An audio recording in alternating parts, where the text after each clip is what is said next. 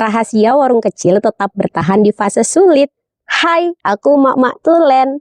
Buat emak-emak, pedagang, dan kang pedagang, kalian harus dengerin ini ya. Mau tahu nggak triknya? Tonton sampai habis, jangan di-skip. Buat para pedagang yang senior, emak-emak ini cuman mau sharing pengalaman, bukan sok ngajarin. Jangan julid. Antara lah baru juga kayak gitu udah sok ngajarin. No, kita di sini belajar bareng-bareng. Kalau kalian yang senior boleh berbagi pengalamannya, ceret-ceret di kolom komentar. Oke, kita langsung mulai aja. Di sini aku tuh cuman mau kasih sharing sedikit ya. Di sini cuman ada hal yang nggak boleh dilakukan dan hal yang boleh dilakukan. Yang pertama kita bahas dulu yang nggak boleh dilakukan. Apa? Pasti paling tahu ini yang paling bikin greges, guys.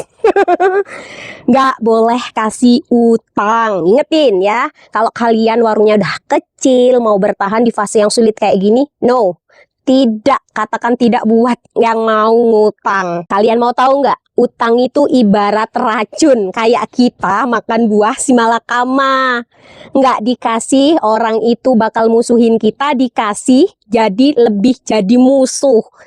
Kan banyak tuh yang viral ya, gara-gara hal utang sampai nyawa melayang. Wah, hati-hati lo. Jadi mbak pedagang, emak pedagang tuh emang kadang-kadang agak gimana ya. Kita tuh kan yang namanya manusia punya perasaan ya kan, nggak dikasih utang karena kita kasihan, warung kita jadi rugi.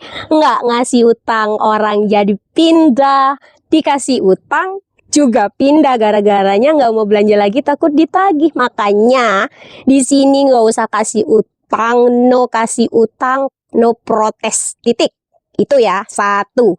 Lanjut yang kedua, jangan pakai duit warung untuk keperluan pribadi, apalagi untuk dapur. Nah, ini pasti emak-emak nih, apalagi yang baru mulai ngerintis, pasti sering banget comot sana, comot sini. 90% warung mati gara-gara hal ini. Emang kelihatannya sedikit, ambil aja dulu, nanti juga di warung. Nanti kalau misalnya udah banyak, jadi lama-lama kita tuh pusing buat bayarnya. Jadi jangan diambil-ambil aja ya emak-emak. Kalian itu jangan membebankan seluruh kebutuhan kehidupan kita sekeluarga dari warung. Niatnya kan warung itu sebagai penghasilan tambahan, bukan sebagai penghasil utama untuk memikul beban keluarga. Sebelum kita ada warung, kita bisa hidup. Jadi pas kita ada warung, kita juga harus tetap seperti itu. Ingat ya, emak-emak pedagang, kang pedagang, jangan comot-comot aja. Minimal harus dibalikin modalnya.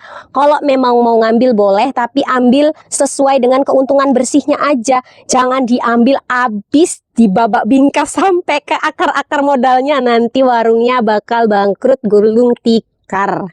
Ingat ya, punya cita-cita pengen warungnya berkembang kan, bisa bertahan di masa sulit kan, bisa punya cita-cita yang warungnya pengen kayak ala-ala minimarket, pengen grosir. Jadi harus diterapin no comot-comot tanpa batasan. Oke, lanjut. Intinya jangan main comot. Kalau mau ngambil nggak apa-apa, ambil untungannya aja, modalnya diputar lagi ya. Ingat ya mak, dengerin nih, emak udah ngoceh malah nggak didengerin. Nanti kalau warungnya bangkrut baru ngeluh. Oke, kita lanjut hal yang harus dilakukan.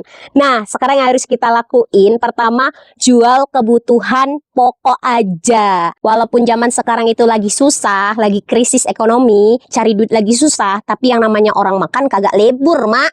Jadi tetap beri beras, beli telur, beli indomie, pokoknya kebutuhan yang harus ya, kayak sabun mandi, mau buat cucian berak itu kan mak, dibeli. Jadi kita harus pinter muterin yang kebutuhan pokok aja. Beli yang dibutuhin, bukan yang kita inginin. Ingat ya mak ya.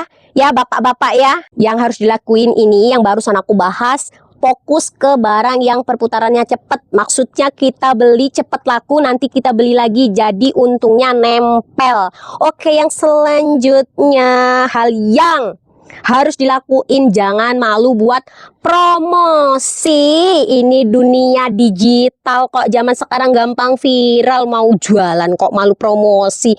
Di sosial media itu sawah buat kita loh mak-mak, bapak-bapak. Jadi kalau kalian itu mau cepet tahu dikenal, oh di sana si Anu jualan, ya udah promosi main di Facebook gitu, ini hari ini di sini warungnya kita ada ini loh, kayak gitu. Gimana lah, pokoknya pinter-pinter kalian. Apalagi mak-mak, jamin aku mak-mak itu mulutnya ini kalau dari sini apa namanya tuh tempe mendoan, datang sana jadi tempe bacem. Masa nggak bisa promosi? Jangan malu promosi. Ya udah segitu aja lah triknya dari emak-emak ya. Cuman ada 2 yang boleh dilakuin dan 2 yang nggak boleh dilakuin. Gimana? Lanjut. Nah, yang namanya kita dagang itu sepi pasti, tapi kalau berhenti itu pilihan guys. Jadi mau lanjut apa berhenti? Udah segitu aja siraman rohani dari emak. Please diterapin, jangan cuma ditonton doang. Jadi emak-emak sekarang pengen mulai jualan apa? Sembako, jualan makanan, atau dagang apa aja? Yuk komen di kolom komentar. Dan kalau misalnya tips ini bermanfaat, jangan lupa disimpan ya, nanti ditonton lagi biar nggak lupa. Ya udah segitu aja. Assalamualaikum, bye bye.